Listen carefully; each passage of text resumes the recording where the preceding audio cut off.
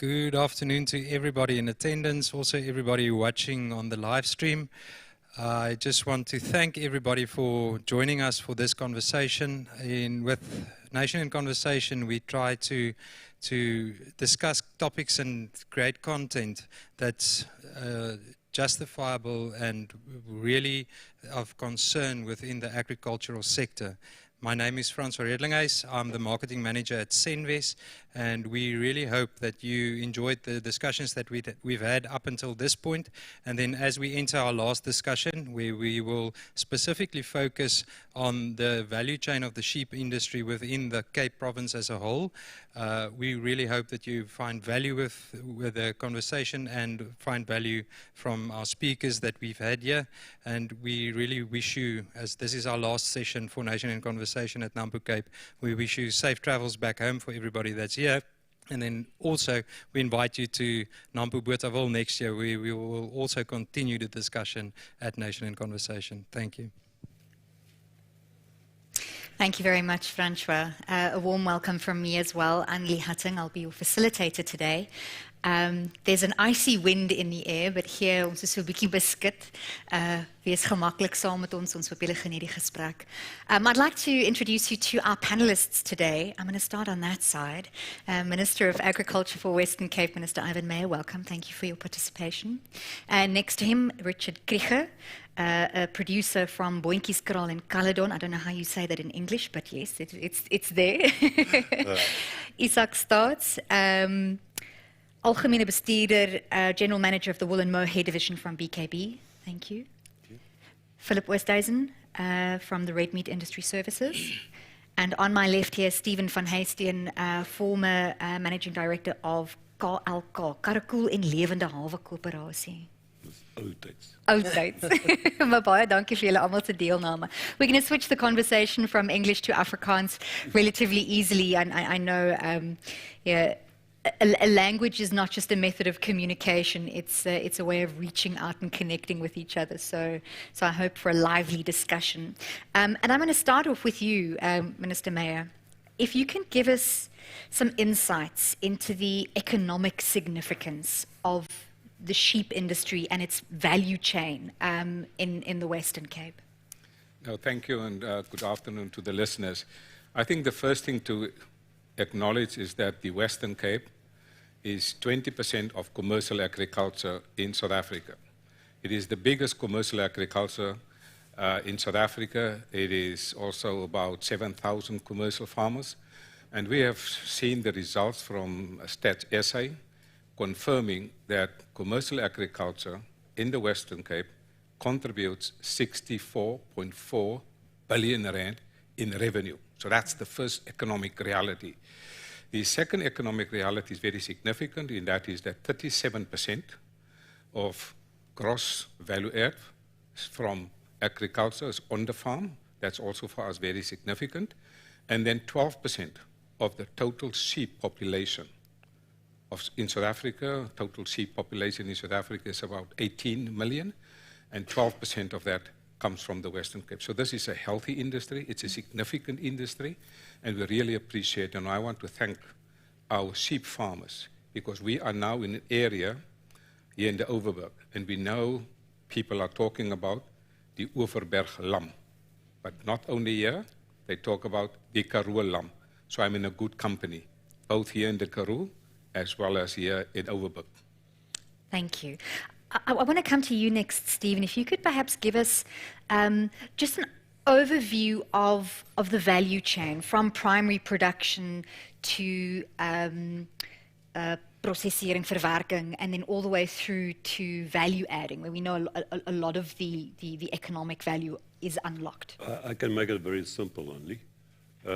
If you take the value chain logically, it starts with the farmer, producer. It will go to an abattoir, which will convert a live animal into a carcass. From there, it will go into a wholesaler or retailer for further processing. And then it will end up with the final consumer. The interesting part is, where do they make money in the value chain? And if you look at a farmer, and some might not like the answer or the comment, But if you take sheep or lamb, it does make up about 52% of the consumer value. In other words, the producer price is roughly about 50%. So if you take all the cuts that you find in a retail store and you put them back together, and you add that, you take out VAT, you'll come to roughly about 50%. If you look at the abattoir business is in trouble. But if you look at the abattoir, because of capacity utilization, in South Africa, I had some stats here. In South Africa, about 12 years ago, we had 547 sheep abattoirs. Today, 226. The Northern Cape, where KLK is, we had also half of it, 56 in 2010, and today we have 26 abattoirs. So there's a dramatic drop in abattoir owners or abattoirs that are operational. So wat gebeur, die deurset, en as jy kyk na die getalle wat geslag is, jy kyk na die droogte wat oor die afgelope jare, dan is daar in die Noord-Kaap, as ek spesifiek vat van waar ons is, in die Noord-Kaap het ons in 2014-15 net oor die 2 miljoen kleinvee, lam en bees en bok geslag. Toe is daar in 2020 is daar 'n dramatiese daling geweest, met omtrent 6 en toe nou weer. So ons is af oor die afgelope 8 jaar met omtrent 1 miljoen slaggetalle per jaar. Dit beteken die kapasiteitsbenutting in die abattoirbedryf is onder druk. En dan 'n laaste opmerking, waar word die geld gemaak in die ketting? As jy kyk na die abattoirbedryf, ek sien nou die produsent kry 52% of 50% van die verbruiker se rand. Dis van die beter verhoudings in die landbousektor. Maar as jy kyk na die abattoirbesigheid, jou bruto winspersentasie is rolweg 12-14%. Jou groothandel wat die verspreiding doen, jy wil dit nou van die abattoir af kry by die groothandel, kleinhandel. Jou groothandel se marge is in die omgewing van omtrent 9% bruto winsmarge. Hy doen die kleiner verpakking en versprei aan die retail. So hy kom by die kleinhandel uit. En die geld word voorgemaak in die ketting. En ek dink dis een van die strukturele probleme wat ons ondervind met die vleisbesigheid, maar veral met skaap. So in die voorkant is dit tussen 28 en 35%. So kom ons sê 80% GP. So as jy kyk na dit, dis die bruto waarde wat hulle byvoeg. So die verbruiker betaal daardie kostestruktuur. So ons het 'n kostestruktuur, ons het 'n waardestruktuur. Dit hang af waar die waarde bygevoeg word, gewoonlik reg voor. So ons is in die moeilikheid as jy daarna kyk as 'n abattoirbesigheid. En dis waar die oplossing heel waarskynlik uitgedink moet word. Dan moet ons na verskillende markte kyk. Ons sal nou net daarby kom, maar dankie. As ons nou praat oor markte, and Richard, I want to come to you. As a producer, you've got to know what the market looks like. What are the tendencies looking like in terms of the demand for sheep, for meat? Well, demand, in my opinion, has declined. And it's coupled to the economy. Through COVID and those periods, we were still seeing fairly good consumption figures and relative demand. And we've seen a wash through of the effect of COVID and the economy coming through now, with producer prices being approximately 15 to 20% lower than they were a year ago this time. So the demand has declined, and obviously as a producer, we're asking and wondering where the other opportunities to push up producer prices. We also see a lot as producers price fluctuations from week to week, where these fluctuations can be 6 to 8 rand, and your marketing can fall within a period, but because they're very, very rigid, I would say, specifications on carcass weights and size, you can't carry the stock forever. There's a marketing season, and you have to use and utilize the opportunities within that marketing season that you have, depending on your system and lambing intervals and periods. I think that's in short. Lamb has become a niche product, and I think we're seeing that from a consumer's point of view. Yeah, I mean, with food inflation, a lot of consumers are under pressure. Do you think that has the biggest impact? Because looking at various commodities, consumer education about what they're buying plays a big role in terms of determining how they feel and think about a certain product and whether that is top of mind when they go shopping. It's definitely, and I think we're moving into an era that consumers want to know where their product came from. They want to know that animal husbandry was done in a way that it was responsible, humane conditions. They want to trace the products that they're consuming back to point of origin. We need to almost sell the story along with the product. Yeah. This is a product of origin. Minister spoke about Overberg lamb, Karoo lamb. That's where it starts. We're going to have to look at traceability. Traceability not only from an export perspective, but traceability back to the consumer on a local market, because you have to sell the story. And we can get into some of the certification programs now, and I think we'll explore that going forward. But definitely consumers want to know where it's coming from. Stephen also made the comment about we wouldn't be happy to hear the percentage of what we take home as producers being 52%. Producers are somewhat used to that, where a loaf of bread, for example, would be 17% is the producer's market share there. There's not a lot of processing that can be done on a lamb calf or pork or some of the other competing meat sources, as it would be, protein sources.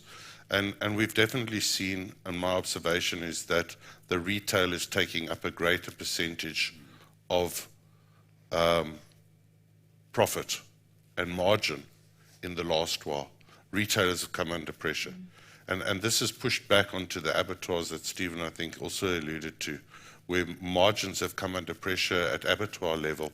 And obviously because of juice of the live animal, meat and wool has not kept trend with inflation over a period of time. This is a concern. It's a concern about the expansion of the industry. It's a concern about, soos hulle die mooi Afrikaanse woord daarvoor is die koste-knyptang, which is the price squeeze that producers at the start of this chain are experiencing, and it's of concern. Just coming from industry services perspective, you've got an overview of different meat products and sort of market trends and what the fluctuations are. With this price squeeze, is that unique to the sheep industry? Do we see that to the same levels everywhere? I see to a certain extent, yes. So the price squeeze is an economic factor that we have to take into consideration. However, I think there's a lot of factors that need to be taken into consideration. It's not a simple thing to do. However, we see it's exactly the same sheep industry, the beef industry, whatever it might be. And everybody always refers to the consumer and what the consumer wants. And we can have a whole discussion of what the consumer actually is and how we get that information and try to push that through the value chain from a consumer perspective down to or backwards to the primary producer. But yes, if you look at just normal inflation and the cost of inputs, we just had a discussion of sheep feedlots as well. I mean, you don't see as many sheep feedlots as in the beef industry. Well, in certain other provinces, we've seen a lot of sheep feedlots actually coming alive again, like a lot of them, 20, 30,000 capacity feedlots. I know about 8 of them that originated the past 3 to 4 months. So that's quite a good thing to see. However, if you look at their business model from a cost squeeze perspective, it's not only with regards to the segment of the red meat value chain, with regards to the feedlot itself and looking at economics itself. It's guys that looks at the entire value chain, and they differentiate their product and their risk, mitigate their risk throughout the value chain. And I think that might be the thing that we need to have a look at. If you invest money, and I mean, raising capital is always a big concern, especially for the livestock industry. If you look at it from a value chain perspective, and the guys that are actually opening the sheep feedlots is venture capital guys. So they look at it from a investment point of view. If you look at it from an investment point of view, the risk is the major thing that you have to mitigate in some sort of a way. And if you look at the red meat value chain as a whole, that might be some of the difficult questions to answer. Is where is the profit margins? However, it doesn't really matter where the profit margins are if you have the entire red meat value chain with regards to integration between the different segments of the value chain. So I think that's a new way of maybe thinking of it. But somebody only taking on primary production or feedlot or abattoir, yeah, it becomes quite difficult to be profitable, and then it's economies of scale and so forth. So I think the viewpoint should be value chain, and how do we see the systems running through the value chain, speaking about traceability, quality control, and so forth. And I think that might be a new way of looking at it. Isak, just to come to you, looking at the numbers, sheep farmers in the Western and the Northern Cape, do we have stats on how many of those are role players in the entire value chain, and how many of those are limited to that price squeeze as a primary producer? I would say very few of them are, very few of them are involved in the entire value chain. It's just not the nature of the industry at the moment. More and more of them are seeing the possibilities of becoming involved, and we are actually now in the process of introducing them to their customers, which, because of the way that the industry is structured over the years, there are too many people between a wool farmer or a meat farmer and his customers. We reckon up to 17 people can be, especially in the wool value chain, between the primary producer and his customer in the end. So I don't think it will ever be possible for them to become that involved like we can with the meat industry in wool, but you can definitely start producing for a customer's need in the future. We were talking about traceability a little bit earlier, and foot and mouth had a massive impact on all livestock producers in South Africa over the last while. So traceability, biosecurity, product quality from production all the way through the value chain, food safety, until it reaches the consumer, that's a major concern for people globally. And we see a lot of technology playing a role in ensuring that quality throughout the value chain. What does that look like in South Africa? Because biosecurity still seems to be a challenge, and then the knock-on effects of that traceability is still something we're building up. So maybe I can try this one and have a stab from a producer's point of view, because the value chain really starts at the producer. I think farmers are being lax about the necessity and the control of biosecurity on farm level. We see farmers go to auctions, buy a ram, he comes back to the farm, he drops that ram within his flock. He should be isolating that animal and using germ measures, etc., to control the spread of on his own clothing and shoes. So biosecurity is important, and I think it's something that needs to be looked at. Along with that, we have to also mention veterinary services in this country, where the international norm is between about 400 to 600 vets per million people. We're sitting at a level of 40 to 60 vets on a million people. So we're totally under-resourced when it comes to veterinary services.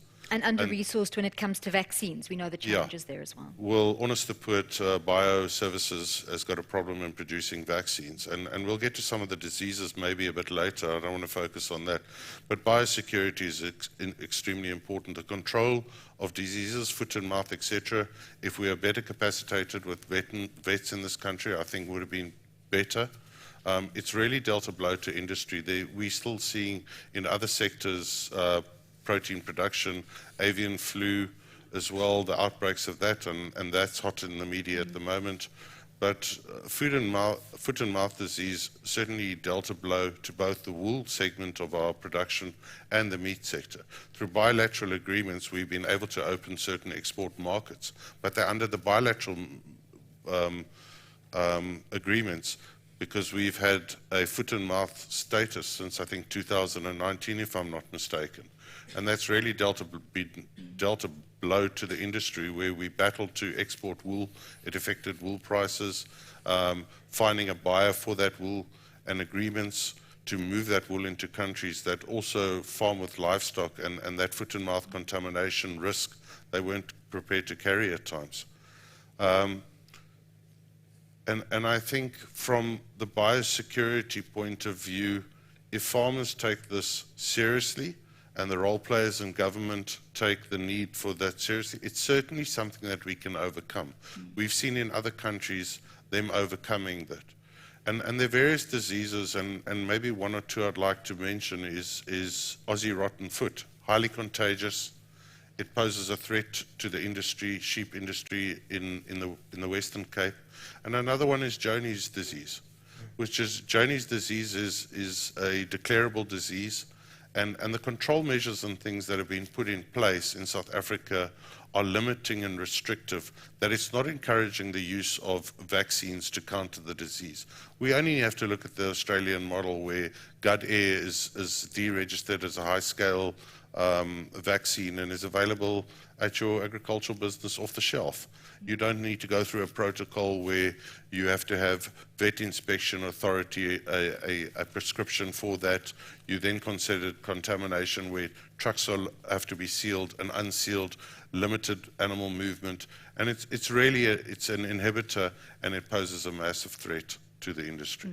Just anecdotally, Gary Forster, a producer who was on our earlier panel this morning talking about energy, he's mainly a seed, potato, maize and beef farmer, but he used to have sheep. And he said to me, very much in his area, very much like potatoes, sheep spend their entire life trying to die. So I think for many consumers, they're not quite aware of the challenges with sheep production. I want to come back to genetics and breeding in just a moment, but just to pause briefly while we're talking about biosecurity and exporting. Minister Mayer, if you can talk to us perhaps about live exports. I read a statistic somewhere that in the last 50 years, export of live animals globally has more than doubled. What does the market look like in South Africa? Is there potential for growth in that sphere? Absolutely, yes. I remember about 2 years ago, due to the geopolitical conflict between Iran and Qatar, both Muslim countries. Iran was traditionally responsible for exporting livestock to specifically Qatar. And because of the conflict between them, the government of Qatar sent 3 state vets to us in Elsenburg in the Western Cape. We took them to 3 EU-certified halal abattoirs because they wanted to see in terms of that. We see on an annual basis there's always this tension between the SPCA and the livestock industry, particularly in the Eastern Cape with this shipping of the livestock to the Middle East in particular. And I think there is now, following BRICS, we have seen also a significant increase in the livestock industry exports. I do think there's a significant potential for market access, in particularly the export industry. To give you a few numbers, we have seen here in the Western Cape, particularly generally veterinary services products, it's a turnover of 5.3 billion rand, just in terms of monthly applications for veterinary exports products. At our veterinary export certification office, we get monthly 2,600 applications. So that tells me it is growing. It tells me there's a global market for this, and I think we've got some great farmers. I know of one agri-processing plant in the West Coast where the agri-processing plant is sourcing 1,300 farms across South Africa for their particular agri-processing, the meat processing. What they have also done, they went around the world to look for, now that you talked about traceability, they looked around the world, where is the best biosecurity and traceability? And they found it in New Zealand and in Australia, and they implemented that system in the West Coast from the moment the sheep, the carcass, enters the processing plant until the end, because it's, soos hulle in Afrikaans sê, jy is op een hak van die daar kom deur die hele systeem en jy kan presies sien wat gebeur, alles met daardie betrokkenskap. I think that is significant. Your answer directly, is there potential for exports? Absolutely yes. Africa is 1 billion people. 50% of South Africa's primary agriculture goes on the African continent, and Africa are meat eaters. And I think in Europe we also see great potential for this. So sheep farmers, difficult situation because they came out of a severe drought for 8 years, not easy for a farmer. Immediately after that, they went into COVID, not easy for farmers. Immediately after that, the Ukraine-Russia war, not easy for farmers. And now the energy crisis, the subject matter of your previous discussion, not easy. But one thing is clear, our farmers are resilient, our farmers are in demand, and our farmers are now have to look more and more at biosecurity. I read the report of Minister Toko Didiza. As you know, she appointed a task team to look into biosecurity. The short of that version is biosecurity regulatory framework in South Africa has totally collapsed. Now, as the Minister for Agriculture in this province, I'm not going to allow that to happen in this province, because we have now declared, on the 28th of March, I went to Parliament in the Western Cape, and because what I see happening in the national geopolitical landscape, I've declared September a provincial veterinary services week to give more attention to the livestock industry, to the veterinary services, the issues that you spoke about, vaccination, all of that stuff. I want to make sure that we protect our industry, that we protect our farmers, and that we focus more on this, because we are now moving towards what we call One Health. That's animal health and health of people. And people, for me, primary concern is the health of the animal, but also the health of people, meat safety. When we talk about diseases, biosecurity, traceability, all of this, looking at the future and technology, the role technology can play, we look at genetics and breeding. That's a significant answer to a lot of the challenges. Stephen, maybe you can tell us where we are in terms of access to good genetics, our breeder programs. What does the situation look like, and what are the challenges there? I think Richard should answer that, being a farmer, but my contribution would be our farmers are they farm extensively, but they are working intensively. Okay. Met ander woorde, dit is die boerderypraktyke. Skaapboerdery is 'n wiskunde, is 'n syferspel. Het jy een keer 'n jaar 'n lammeroes of jy meer gereeld. So ek dink dis van die boerderypraktyke wat in plek sal moet kom. Tegnologie is beskikbaar en word baie wyd aangewend. So ek dink daar is 'n groot fokus aan die produsente kant met dit. Ek wil net, as ek mag, net teruggaan na wat hulle almal eintlik gesê het, maar wat Richard en Philip gesê het. Hier is 'n baie komplekse vleisstruktuurketting. Ek noem dit die vleisketting. En Richard se opmerking is baie relevant. As jy gaan kyk in die markplek, toe jy die vraag vra oor die verbruiker. As jy gaan kyk in die markplek en jy gaan kyk in die retail winkel, in Claremont in 'n retailer se winkel, jy gaan vra watter hoeveelheid van skaapvleis eindig op die rak. In jou mandjie van skaap, bees, hoender, vark, wat is die persentasie? Skaap is 13%, 15%.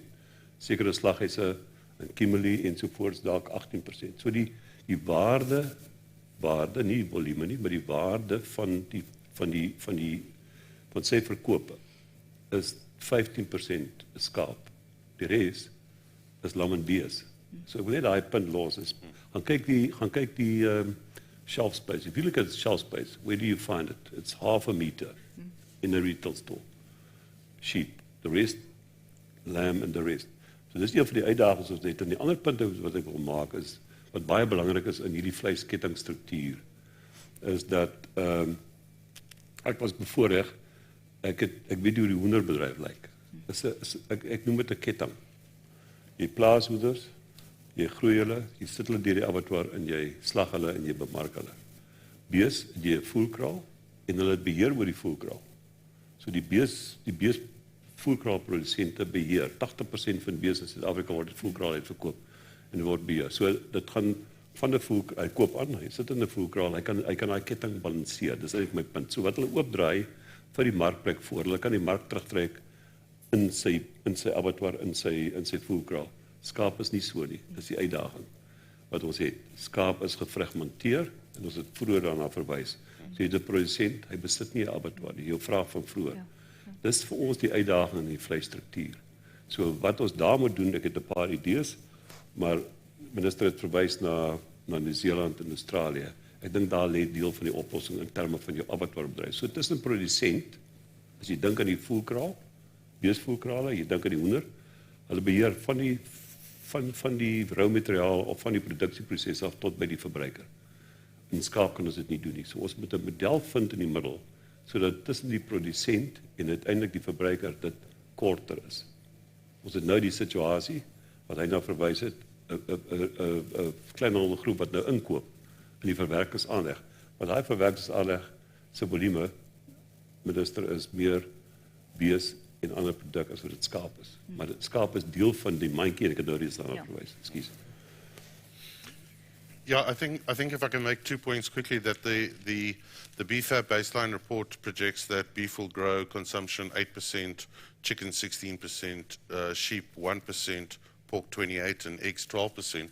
The per capita usage of beef is about 13 kilograms per capita. Chicken runs almost at 40. Sheep meat as low as about 2.5 kilos per capita usage. With eggs running at about 7 kilos. So consumers are eating more eggs than they're eating sheep meat, and I think we spoke about the product being niche product, etc. It's a worrying picture for producers. It is. It is a high-value protein product, and I think the producers of that, we know that product. That's the important thing. Concerning is the Inspectorate Services, and I'd like to share this with you. The head of that, Dr. Graham Lesh, retired at the end of the month. We foresee that there's going to be problems with inspection services, both controlling the BLNS import of lambs not being able to go out the country. These things need to happen in real time as fast as possible. Omdat jy met 'n bederfbare produk, die winkel raak leeftyd, soek hulle aan die kant by die retail en kleinhandelwinkel. We can't lose life. Ons kan nie hier raklewe verloor nie. Ons moet dit aan die kant verloor, as jy hoor wat ek sê. But getting those efficiencies in place, once again, it seems to me like that's out of the hand of the producers. And really, this is the role of government, to ensure that the permit systems are in place, that there's a new head of inspection services gets appointed, and that those are efficient, and that those are efficient. Honestly, the port will have to take in more students, and we'll have to get more vets. If we move on to the breeding question, then I think producers are well positioned to increase the kilograms produced per hectare through various ways, accelerated breeding programs, the use of technologies, be it laparoscopic AI and artificial insemination, the spread of proven genetics with regards to length of wool micron, and we haven't really touched on the wool segment, and then increasing the growth potential in the kilograms that are produced by growing out bigger, faster growing, more efficient carcasses, etc. A lot of breeders registered across the country, great systems in place that measure the production value and the breeding value of the individuals, that producers can go to an auction, have a well-documented catalogue that gives them a variety of options and choices, and then obviously looking at the animal, the body conformation and that he feels that he needs, along with the production figures, to improve his own flock. And I think producers are well positioned to do that. I think we see a lot of groups coming from overseas countries, farmers interested in our agricultural practices. We do have an extensive production area insofar as the Karoo, etc. And here in the Overberg and other higher rainfall areas, we tend to have intensive livestock operations on sheep, and we're very well positioned, and our breeding and our production figures are superior in the world. We're certainly doing very well with regards to that. Okay, great.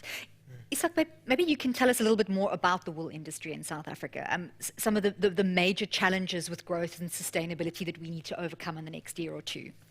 So I think the first thing is that wool is not the major income of a sheep farm anymore.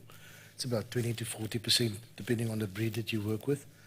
The challenge is that the good news is that it's an export industry, so all of it gets earned in dollars, so that is great. But the bad news is that it's an export industry, so all of it, and most of it gets sent to China, so we've got this huge concentration risk sitting in one country. I think there are really nice opportunities. South Africa, we're not the biggest producer of wool in the world, Australia is, but we are highly recognized as the world's leading producer of certified wool. Wool that's got a traceability, that's got a story behind it, all the things that we know that needs to be done in a modern marketing world. So, and that's where we need to concentrate on selling our wool in our little niche part of the world. We don't have the finest wool in the world, but we've got a very highly sought after wool. I think the other nice thing about the wool industry is that the emerging farmer component of it is massive. We service about 49,000 emerging producers coming out of the Cisco and Transco.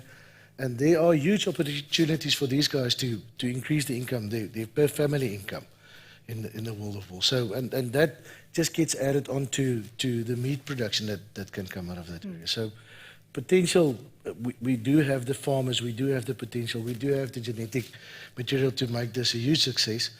The markets are down, but I think there's nothing in the world that's selling at the moment at the high prices that we would like. All agricultural commodities are struggling at the moment, so that will change. We need to be in the market when it happens. So I want to come back to farmer development and involvement of smallholder farmers in the broader sheep industry in just a moment. But I want to come to you first, Philip, in terms of, we were talking about exports, and wool being largely export-driven, also looking at our exports of our sheep and lamb meat. The regulatory framework in so many areas of agriculture is challenging. What are the challenges there and the processes and conversations in place to expand our market share and to make that process easier? I think it's quite a complex question. However, exports, whether it's beef or lamb or sheep or whatever we export or wool, is the answer from various viewpoints. If you look at it, you say we've got a niche product, but you don't really get the premium that we should get on the niche product. However, if you have the export market, there's different exchange rates, we can get the premium. So that's a good thing, and then we can actually get the money that we're supposed to get. That's the one side from the economic point of view. The other side is, if we have a healthy export market, whether it's beef or lamb, it's an additional market that we have, and that will sort of help us with regards to the fluctuation in prices, especially on lamb, will stabilize those prices to a large extent, having an export market. So there's a massive economic contribution that it can have. We had discussions over the traceability, and everybody refers to traceability. Traceability is not the golden coin that will save everything. However, it is the best tool that we have to get to sort of control or manage all of the factors from a biosecurity point of view, from getting the small-scale farmers into the commercial value chain, to get the genetics into the small-scale farmers into the value chain, getting that through abattoirs or feedlots, abattoirs, and getting that meat ready for export. So traceability is really the golden thread throughout the value chain, and we don't have that. We've got portions of traceability like in the wool industry. The nice thing is there's already pockets of traceability all over the red meat value chain. So we are actively busy looking at that and looking at the technology solution. If we think that we're going to have one traceability system with a specific tag and a specific system, and we're going to force it on small-scale farmers, commercial farmers throughout the red meat value chain, we've tried that. It doesn't really work. It has to be a voluntary system. It has to be a value proposition for each and every segment throughout the value chain. So we're actively looking at tech solutions, and there's a lot of tech solutions that we're looking at to integrate systems. If you integrate systems, then or different systems throughout the value chain, there's already champions doing brilliant work throughout the value chain. So I think in quite a short period of time, we're going to have a version of a traceability system, an inclusive, mutually inclusive traceability system, which will address all of these factors, and having the ability for government as well to trace back with regards to disease control, foot and mouth disease. Foot and mouth disease in the cattle industry, however, if we lose our status, we can't export the wool as well. So it has a massive effect on all of this. So I think from an export point of view, there's a lot of opportunities. However, government or from private companies. However, the negotiations with regards to export protocols, that's 100% with government. However, how do we help government? Let's give them bullets to help win this fight with regards to exports, and a traceability system that works for everybody. That is what government needs. So we need to sort of strengthen their hands to help us to get those export protocols. If you look at Saudi Arabia that just opened up, it's just the first part of the negotiations that opened up. There's still a long list of requirements that we have to get through, such as the use of vaccinations. And if we vaccinate for foot and mouth disease, how do we control that? If we don't even have a traceability system. We've got a very good traceability system in the feedlot abattoir integration, However, what about on farm level? How do we connect that? So there's quite a lot of things that still needs to happen. I think we're in a very good position to actually making that happen at the moment, especially with the RMIS and the positioning of the red meat industry with a sort of a mutually inclusive platform such as RMIS, which is really, I think, one of the major shifts in the industry for the past 20 years, to say, let's look at it from a value chain perspective, and let's try to get all these puzzle pieces, and there's brilliant puzzle pieces with regards to data, and you're speaking about genetics and so forth, all of these things. We just need to have it on one platform, on some sort of a traceability system, and linking all of these, and we speak about fluctuations with regards to market prices and so forth. If we have a proper value chain and we have a proper traceability system, we can sort of have a look at when the quantities of animals actually going in the value chain. Maybe using feedlots to try and control that as the beef industry, having consistent supply. If you've got a consistent supply, if you've got a consistent price, and you have risk mitigation. So I think there's brilliant opportunities all over. We don't have our hands on everything, but I think the time is really good at the moment with all the platforms that we have in place, that we can actually work together and get this done. And I think it's important to educate consumers that traceability is dis nie net 'n bemarkingsfoefie nie. It needs to tick all the boxes all the way along, like you said. But that's part of the education in it that still needs to happen. I want to come now to you, Mr. Ivan Meyer, to talk about rural economics, job creation, opportunities to involve communities in the value chain so that we have some level of growth. We're talking about successful emerging farmers in the wool space. What projects do you know about? Well, the first thing is farmers farm within the geographical space of a municipality. The best thing anybody can do for agriculture, for farmers, is to have a well-run, professional, capable state at the local government level. When I talk to farmers and where there's problems, you can trace it back to a municipality that is not well run. So the first thing I'm asking the mayors in this province, and I've spoken to 30 mayors, I say the best thing you can do is to have a functional, well-run municipality, meaning a capable state. And that's why I had an agricultural municipal summit, because I want municipalities to service farmers.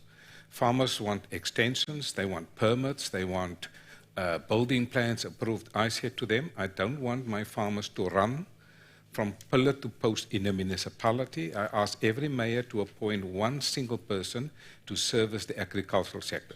Secondly, talking about what support we are giving to small-scale farmers and farmers in general, firstly, we have a very specific program with the commercial farmers in terms of mentoring and coaching to assist the small-scale farmers, and I want to thank them because they're doing an outstanding job. I don't want a small-scale farmer to be a small-scale farmer for 30 years.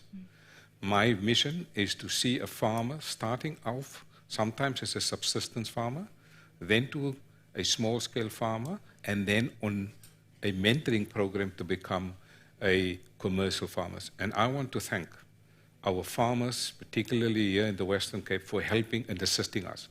And one way we do that, we sign agreements with the commodity organizations, for example, like the Red Meat organization. We sign an agreement as my department. Part of that agreement is support, training, technical advice, and mentoring to the small-scale farmers. That's one thing. The second thing, municipalities have a thing called LED, local economic development. The best thing we can do for stimulating local economic development is to look at your agricultural sector. This morning, I met the mayor of the West Coast District Municipality. I told him that 39% of all the people that are working in your district are working in the agricultural sector. And I'm so happy that we have now agreed that he is now going to host a West Coast agricultural show to bring everybody together, because this is to promote local economic development. I met another man this morning, Professor Mani Spama. We're going to have on the 24th, 25th of October next year, the biggest Karoo agricultural show in Laingsburg, talking about Laingsburg early this Yes. morning.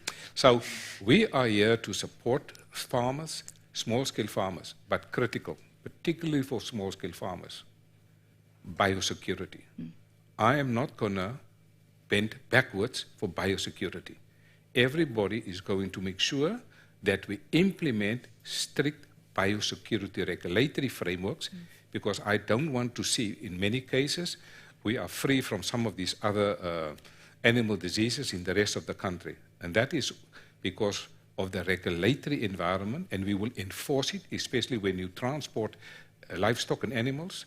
We have issued instructions to our traffics at the weighbridges. You will be stopped. You will be checked. But also, as Frans said, biosecurity starts at the level of the farm.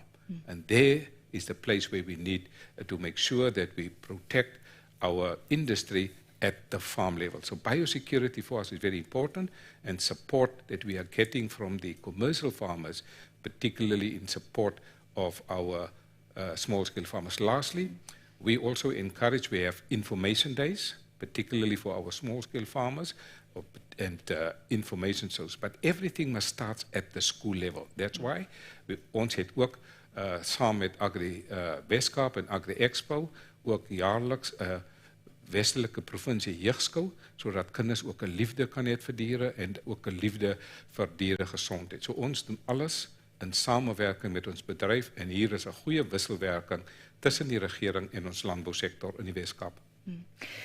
Richard, as a commercial producer, we're talking about support. What kind of support do you need from industry bodies, role players, local government? What do producers need to thrive? Well, I think we've touched on the veterinary services and the support there from an export point of view, controls, disease management, etc. I think from the commodity-based organizations, Envy Coffee, National Wool Growers Association, as well as the Red Meat Producers Organization, specifically first on the wool, your responsible wool standards, participation program, where you make declarations, you farm sustainably and responsibly and humanely with the animals. These kind of programs are currently bringing producers about a 7% higher realization on their wool sales, which is fantastic. So encourage the producers to get involved in those sort of programs, which are great. On the meat side, I think market information, tendencies, etc., that producers can plan better and look at expanding their productions on the meat side. There are obviously a lot of, if we talk about in a Western Cape context, there are various breeds that are farmed within in the extensive areas that are only meat producing. They don't produce wool, or not clipped for their wool.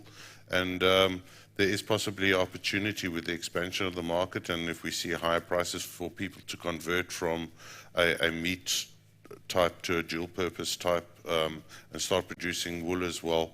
And these sort of market tendencies and projections are important, and die vraag en aanbod situasie wat vleis en die aanvraag vir wol vorentoe.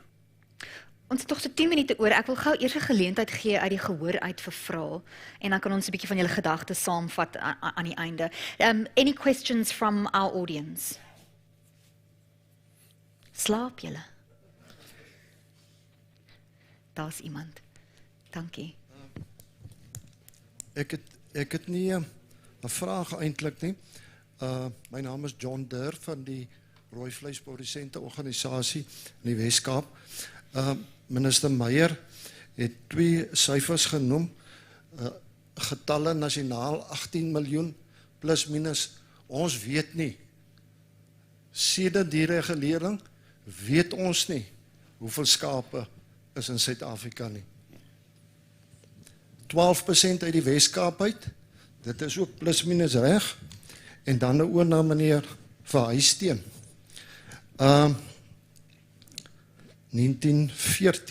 2014 het die Weskaap so 20% van die land se skape geslag. Noord-Kaap het altyd die meerderheid, Die ander is verdeel tussen die ander. Die laaste 2 jaar het die mark drasties geskuif na die Weskaap toe. Dat ons nou baie naby aan 30% slag en die Noord-Kaap nog altyd so 32%. So iets het gebeur in die Weskaap se abattoirbedryf. Ons weet van abattoirs wat hulle standaarde opgestoot het en minister Meyer het gesê van 'n abattoir wat 1300 kliënte het waar hy sy diere werf. Hy werf daai diere uit ander provinsies uit. Noord-Kaap, Oos-Kaap, bietjie in die Vrystaat. So daai diere kom hiernatoe, hy word hier geslag, so hy word deel van Weskaap se produksie. Ons produksie is dus plus minus 30% van die land, maar ons diere is net 12%. So daar kan die ekonome 'n som maak. Wat is aan die gebeur? Dis positief vir die provinsie, al word die diere hier geslag, is werkverskaffing, die 5de kwart bly hier, en die karkas kan skuif oor die hele land. Het is goedkoper om 'n karkas te skuif as om 'n lewendige skaap te skuif en baie minder risiko's. Dan, dis ook interessant, die 15% rakspasie van lamsvleis. Sedert COVID en dan nou veral begin van die jaar, is dit baie onrusbarend om in 'n winkel te kom en te sien, daar lê min skaapvleis op die rakke. En vir my as 'n verbruiker, as ek in 'n winkel inkom en die rakke is leeg, dan vra ek 2 vrae, of ek het 2 gedagtes, of die produk loop goed, of daar is 'n probleem. En op die oomblik het ons 'n probleem by die verbruiker, en ons weet, ons het dit al baie bespreek vanoggend, dat die verbruiker kry swaar. Maar ons almal wat hier sit is verbruikers. Elke man op sy eie, so dit is 'n uitdaging wat nie sommer oornag gaan weggaan nie. En dan die laaste ene, wat ook hier gesê is vanoggend, wat werklik onrusbarend is die ondersteuningsstelsels. As daai dokter lees se pos nie vinnig gevul gaan word nie, en daar kom 'n leemte in die bedryf, dan kan dit lei tot onwettige invoere of ongekontroleerde invoere in ons provinsie. Die diere kom van ons buurlande, hy moet net na 'n goedgekeurde abattoir of 'n voerkraal gaan. Maar as dit nie gekontroleer word nie, dan kan dit versprei in ons kuddes, dis diere siektes, ons het geen beheer daaroor nie. So dit is definitief 'n ding wat moet, minister, na vandag. Dit is al op hoë vlak deur die RPO bespreek, maar Dr. Lees se pos mag nie ongevul gelaat word nie, asseblief. Baie dankie. Enige terugvoer van ons paneellede? Ja, Steven. die eerste vraag, John. John, Ja, John, die eerste gedeelte van jou vraag, baie relevant. Ek dink ek gaan dit probeer eenvoudig hou. Die droogte, oor die periode wat jy dan verwys, die 8 jaar, het 'n dramatiese impak gehad op kudde-getalle in die Noord-Kaap. Julle is baie gelukkig in die Weskaap. Met weidings, met voorsiening en dan die abattoirs spesifiek het 'n groter kapasiteitsbenutting in deurset gehad. Ek dink dis die verskil. Ek het nou net gesê, ons het oor daai periode wat jy nou verwys, het ons die abattoirs in die Noord-Kaap het gehalveer van 56 na 26 toe. So dit was die een impak geweest. Die droogte het 'n groot impak gehad. Daar's areas waar KLK abattoir gehad het wat ons nou gesluit het. Calvinia, Ramskop abattoir. Eenvoudig nie getalle nie. Waar ons vorige jare of in die verlede 120.000 diere kon slag per jaar, het ons die diere nie. Ons kry nie 40.000 geslag nie. So dis die realiteit. As jy gaan kyk liggend om Calvinia, en jy kyk na die Williston en Kanaafon-gebiede, dan is die veegetalle bestaan nie meer nie. En die kuddegetalle wat daar nog is miskien 30%. So ons het so gaan huiswerk doen en gaan kyk. So dit het 'n dramatiese impak gehad. Jou vraag oor die rakspasie wat ek na verwys het vroeër, jy is heeltemal reg. Jy stap in. Ek weet ons voorsien van die kettingwinkels direk via iemand in die Wes-Kaap. Ons kom in van die kettingwinkels in met verwerking. Maar as jy kyk na die vraag, hoe gereeld, in die verlede, net hierdie opmerking, Annelie, in die verlede het jy 'n koerant oopgemaak en jy sou sien, jy sou sien die kleinhandel doen 'n spesiale promosie op maandeinde van lam. Ek het lanklaas so iets gesien, baie lanklaas. So die prysstrategie in die kleinhandel het verander.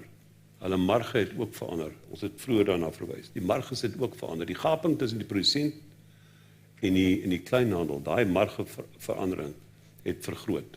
Daar was 'n studie gedoen by die Universiteit van die Vrystaat 'n paar jaar gelede deur Pieter Taljaard en nog 'n persoon, en dit het presies die gapingvergroting het dit aangespreek. So ek het nie kritiek teen die proses nie, ek dink dis die realiteite wat ons moet aanspreek, maar as jy vinniger prysverhogings deurgee as wat jy prysverlagings deurgee, het dit 'n impak op hierdie baie sensitiewe hoë waarde. Dis dalk nie 'n nismark meer nie. Dis net 'n baie duur. Ries het gesê dis 'n nismark. Ek hou ook daarvan. Ek hou van 'n lamchop. En dis 'n nisproduk en dis heerlik, maar dis 'n hoë waarde. So ek dink dis van die kernaspekte, die retail ondersteun nie meer die lam nie. Hulle hou hom konstant, dis wat hulle vir my gesê het op 'n stadium. Hulle het nie meer 'n prysstrategie om, en ons is so siklies. Ek het net verwys na die ketting. So ons het nie 'n skaapvoerkraal wat jou abattoir voorsien, wat jy kon konstant op die rak wees nie. So jy gaan met die siklusse deur. En dis van die uitdagings wat ons hier hoop met. Ek hoop ek antwoord dit. Nog 'n vraag? Goeiemiddag, baie dankie en lekker om hier te wees en dankie vir die geleentheid om dan kommentaar te lewer. En ek wil dan van meneer Kriege die vrese besweer. Ek is Dr. Ilse Trautman, ek is die adjunkt-direkteur-generaal by die Departement van Landbou, ook verantwoordelik vir veeartsenykundige dienste. Dr. Lee se pos is vir ons uiters belangrik. So belangrik dat die pos al reeds geadverteer is. Die kortlysting is al gedoen, ons sal onderhoude binne die volgende maand doen. Ons is ook besig om Dr. Lees op kontrak aan te stel. Ongelukkig kan ons nie in die staat meer so maklik kontrakaanstellings doen nie, vanweë redes wat jy almal sal weet. Dit is 'n formele proses en ons het daardie proses reeds aan die gang gesit. Die gedagte is om Dr. Lees dan op 'n jaarkontrak aan te stel om die nuwe persoon groot te maak. Ons het nie die geleentheid gehad of die luukse in die staat om wanneer 'n persoon dan gereed maak vir aftrede, dadelik iemand anders in daardie pos te kry nie, want daar is net een pos. So wees bewus daarvan, maar ons doen alles in ons vermoë en ons hoop om baie gou en baie vinnig dan eintlik 2 persone gereed te hê om voort te gaan. In terme van ons Milnerton uitvoerkantoor, minister het genoem dat ons doen 2600 uitvoerpermitte per maand. Nou as ons op 30 dae 'n maand werk, dan kan jy uitwerk hoeveel ons per dag moet doen. Die span werk onverpoost. Die kantore het so bietjie uit hulle nate gebars en om daardie rede skuif die kantoor van Milnerton na Roelandstraat, groter kantore, meer effektief, minder blootgestel aan load shedding. Dit was die probleem maandag toevallig met daardie uitvoer. Ons telkomlyn was af en ons het load shedding gehad. So ons het 'n dubbele slag gehad en daar was geen manier dat ons kontak met die uitvoerders kon hê nie. Maar ons probeer alles in ons vermoë om 24 uur 7 dae 'n week stelsel en 'n netwerk in plek te sit vir ons uitvoerders en hopelik met die nuwe groot Roelandstraat kantoor gaan ons baie meer effektief wees. So ons is daar en soos hulle sê, ons is op dit. Baie dankie. Dankie vir die terugvoer. Dankie. As ek ook nog 'n vraag net kan ingooi hierso, in terme van dieregetalle, een van die programme waarop ek werk, praat ons baie met opkomende boere. En baie van hulle het gediversifiseerde boerderye. Maar baie van hulle sê, vanweë waar hulle boer, sal hulle nie met skape boer nie, want veediefstal is nog steeds vir hulle so groot uitdaging. Hoe ondervind ons, is there any progress in terms of addressing stock theft? Ja, dit is 'n ernstige probleem, want ons het gesien dat boere, veral klein boere, het aan ons gerapporteer dat daar is verskillende vorme van diefstal op hulle plase, maar die grootste item is gewoonlik maar lewende hawe. En ons het ook in samewerking met Agri Weskaap, as ook met die Suid-Afrikaanse polisie, het ons ook 'n landelike veiligheidsstrategie daar gestel. Ons het ook gekyk na spesifiek oor, ons het navorsing laat doen, om te kyk waar vind dit plaas, watter tyd van die dag, wat word gesteel, hoekom word dit gesteel, wat is die profiel van die persoon, want wanneer jy daar die navorsing het, kan jy dan jou hulpbronne dan sodanig daar stel. Maar die plan wat ons ook in werking gestel het, is plaasbuurtwagte. Ek sien ook hier by Nampo, hier buite het ek 'n paar tegnologie gesien wat ook boere help om dit te voorkom. Dit word ook hier plaaslik uitgestal by Nampo hier in Bredasdorp. Maar dit is bly 'n probleem en daarom het ons ook intensief gekyk na veediefstal. Ek is baie bly om te sê dat ek het gesien dat Agri Weskaap het so 'n jaar of 2 gelede ook erkenning gegee aan die veediefstal eenheid van die Suid-Afrikaanse polisie en ons het goeie vordering gesien veral daar in die Beaufort omgewing van die probleem waarvan jy praat is wyd versprei, maar hy is ook daar in die sentrale Karoo ernstige probleem, maar saam met ons landelike veiligheidseenhede, ons buurtwagte, plaasbuurtwagte, ons lei hulle ook op om, en dit is ook maar 'n ding wat al die boere saam moet bestuur en ek is bekommerd daaroor, maar ons het navorsing gedoen, ons het stelsels in plek, want 'n persoon wat steel op 'n plaas of 'n boer vermoor, vir my is dit ekonomiese misdaad. En wanneer jy jou ekonomie aanval, en ons het gesien wat is die omvang van die ekonomie, is dit die taak van die regering om in te gryp. En ek is bly om te sê dat ek kry baie goeie samewerking. Ek het ook 'n interministeriële komitee in die lewe geroep oor landelike veiligheid. Ek is die voorsitter van daardie komitee en ek kry goeie samewerking en terugvoering oor die landbousektor. Maar die kleinboere, hulle kla gereeld daaroor en dis 'n ernstige probleem. Byvoorbeeld in Maritzburg het ek vir die kleinboere gesê, julle sal julle nou moet organiseer in Maritzburg, want dit is nou blykbaar 'n groot probleem in daardie omgewing. Ek wil 'n opmerking maak daar. They say prevention is better than cure. But once again, that places the onus on farmers to invest in prevention of something they have very little control over. And then a part of that preventative effort is taking back control. But until we start seeing prosecutions and convictions and people serving time for these crimes, the problem is not going to go away. Is there progress there? Yes. So for that, we have established a thing called a court watching brief. Court watching brief is say when people are caught for theft or particular worse for farm attacks or farm murders, I don't want to hear as the Minister of Agriculture that the docket has disappeared. There's no conviction. So as a result of the court watching brief, we have now, for example, in the Cape Winelands many years ago, found one person guilty, sentenced, and convicted 58 years in prison, double life sentence, and in 'n Makolan sê hulle, sy gat gaan nie weer son sien nie. So for us, that's the way we want to see it. So we do follow it, and I get a regular report back from the court watching brief, what happened to a case, where's the case in the criminal justice system, because I want to see justice. And I went to court, I've been to court, and I oppose bail. So I take this rural safety very serious, because I want my farmers to farm.